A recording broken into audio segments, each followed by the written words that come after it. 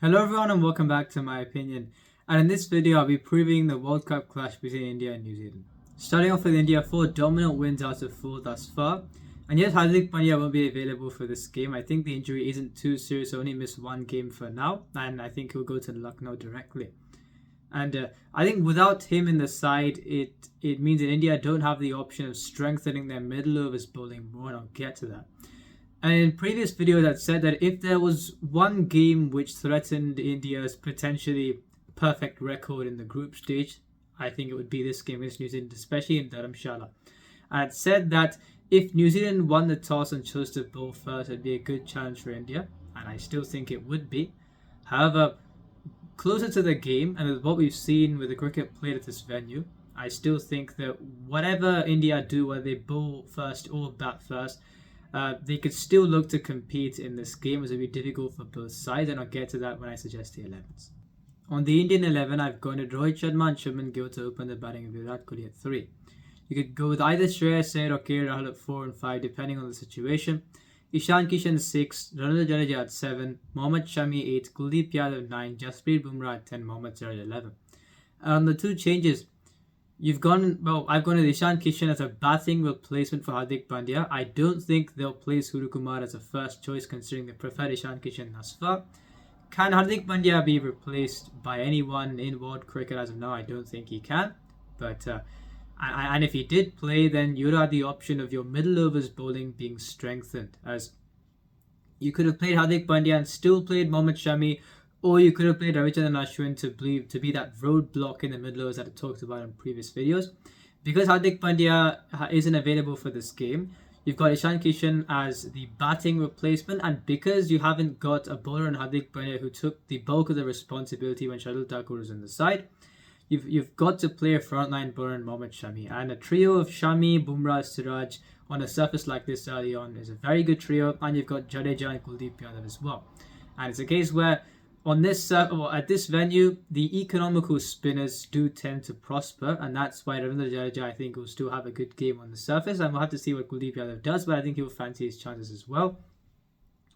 And on the batting, I think the reason why I said Shreyas Iyer at 4 or 5 is because at this venue, the key is for the first 12 or 15 overs to go relatively unscathed from a batting point of view. Now, I think for India, if they lose a maximum of 1 wicket, they're okay. But if they lose 2, you saw against Australia where they missed, I thought, a trick on 2 occasions. One, KL Rahul should have opened the batting instead of Ishan Kishan, and we know what happened.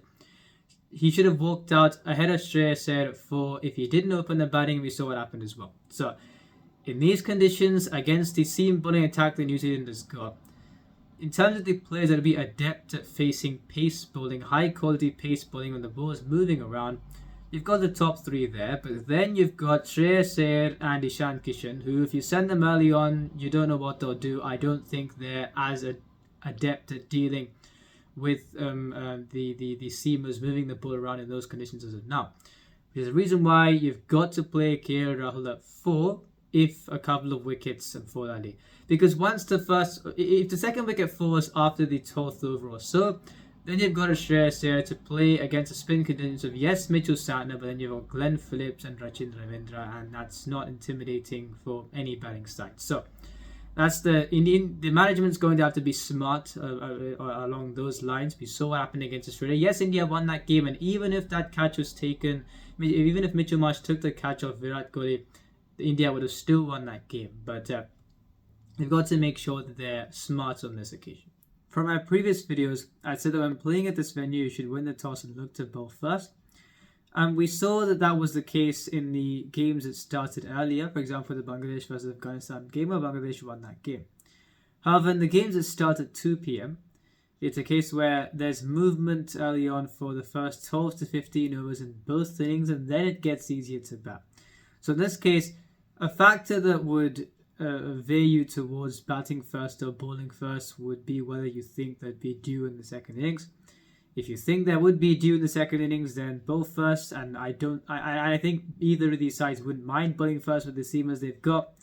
And if you don't think there would be dew, then bat. So I think that would be the factor that would determine What the teams would look to bowl or bat first is both these sides have got very good seamers, and it's a case where in the first 12 to 15 overs of both innings, there would be assistance for the seamers, and then it gets easier in both. And now New Zealand, 4 dominant wins for them as well. The absence of Kane Williamson will be a huge blow going into this game, as especially considering the challenging conditions on offer and the Indian seamers up front. You've got a case where I think the middle order looks a tad bit fragile, but lucky for them, a couple of players have returned back to form at the right time. And regarding the 11, I think they should go. I've gone to Devon Conway and Wu Young to open the batting, with Rachin Ravindra at number 3 and Tom Latham at 4. Daryl Mitchell at 5, Glenn Phillips at 6, Mark Chapman 7. For now, you could go with him or James Neesham, but I've gone with Mark Chapman. Mitchell Santner 8, Matt Henry 9, Lockie Ferguson 10, and Trent Bolt at 11. And looking at this batting lineup, it's a case where, yes, you've got 2 solid openers in Devon Conway and Wu Young that can play the moving ball. Having said that, you've got a case where at times Devon Conway has struggled against Mohammad Shami, where he goes around the wicket to the left-handers. And I think even someone like him, with the form he's been in off late and is a proven opener, you've got Siraj, Bumrah, Shami bowling at full tilt at 140 kph and making use of the conditions. It will be tough for most people, and that's why without Kane Williamson in the side at number 3, there's a bit of fragility there. Rachin Ravindra veers on the attacking side. How would he go if an early wicket falls and you're facing those 3 seamers? You don't know. And it's vital that Tom Latham and Glenn Phillips return to form. Tom Latham, like I said, before this World Cup, he had averaged 25 this year, striking at 76. And he played a good innings against South Africa in the warm-up game, and then recently against Afghanistan, their previous game. And I think now he looks in decent form, and it's vital for them. As if he wasn't in form and you didn't have Kane Williamson playing in the side, then there'd be an even bigger hole in the middle order. Another player being Glenn Phillips. Now, the last time he toured India, he struggled to bat time in this format. He played some very perplexing shots, I thought, for certain dismissals. Recently, the tour of England, he scored a few 50s or 60s when, yes, the side didn't have any chance to win the game by that point, especially in the ODI games. But it was good that he got back to form in this format, and he also played well against Afghanistan on a turning track. So, with both those 2 being back to form, it is vital for them. And Daryl Mitchell, yes, I thought he started off scratchily against Bangladesh, but he will be vital in this case as well. And yes, that middle order looks okay on paper, but it's still got a bit of fragility to it without Kane Williamson there. So I wouldn't be surprised if Tom Latham wins the toss if New Zealand do end up bowling first. I think with the record that someone like a Trent Bolt has against the Indian top order, they wouldn't mind bowling first, and given the fragility of their batting, then looking to chase that score down. And I think whether they think Dew would be there or not would play a part in the decision, like I've said. I've gone in Mark Chapman over James Neesham at 7 because if you're assuming Glenn Phillips will bowl at least 3 overs, Rachin Ravindra maybe 2 or 3 overs, that's 6 overs there.